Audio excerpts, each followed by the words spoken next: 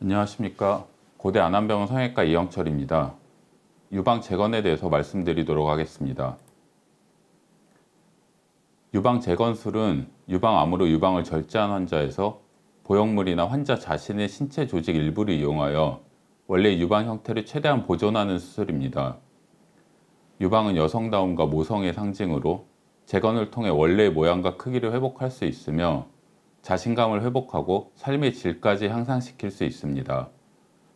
간혹 암이 너무 걱정이 되어서 재건을 시행하지 않고 절제만 원하는 환자들이 있는데 일반적인 남자의 가슴처럼 되는 것이 아니라 얇은 피부가 갈비뼈 바로 위쪽으로 덮이기 때문에 숨 쉴 때마다 갈비뼈가 보이는 정도가 될 수도 있고 팔을 들 때도 불편할 수 있습니다. 이 때문에 국가에서도 재건은 미용적인 수술이 아니라 필수적인 수술이라고 인정하고 2015년부터 건강보험 적용을 시행해주고 있습니다.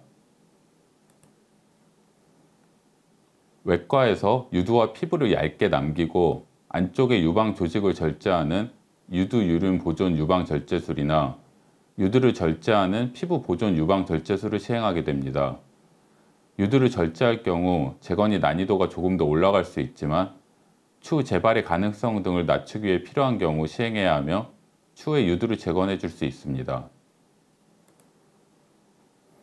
즉시 재건 수술은 외과에서 절제술을 시행한 직후에 바로 복원 수술을 시행하게 되며 보통 결과가 좋고 수술을 한 번에 끝낼 수 있기 때문에 최근에는 대부분의 재건을 즉시 재건으로 시행하고 있습니다.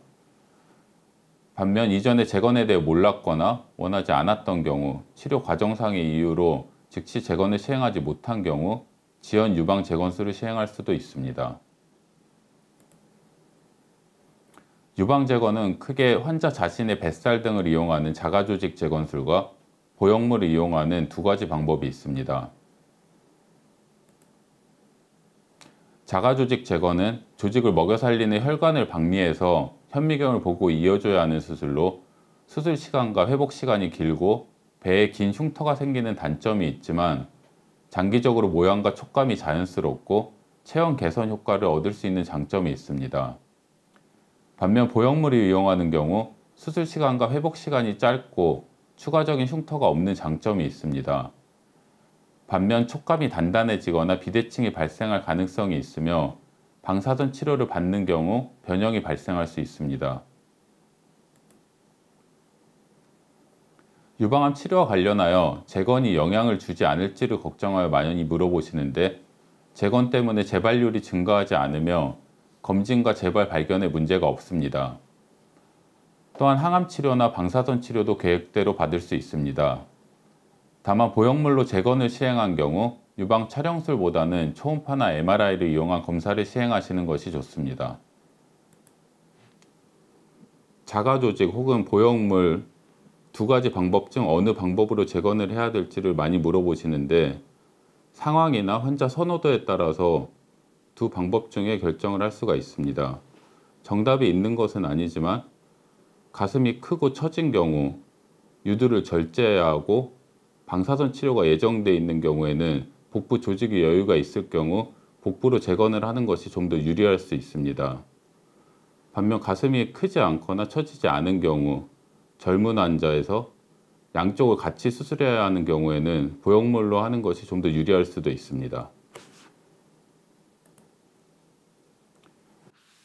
반대쪽 유방 재건을 시행하면서 균형을 맞추어주는 수술을 하는 경우도 있습니다.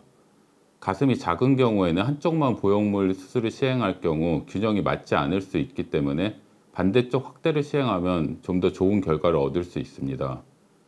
반면 가슴이 너무 크고 처진 경우에는 양쪽의 축소술을 시행하면 좋은 결과를 얻을 수 있습니다.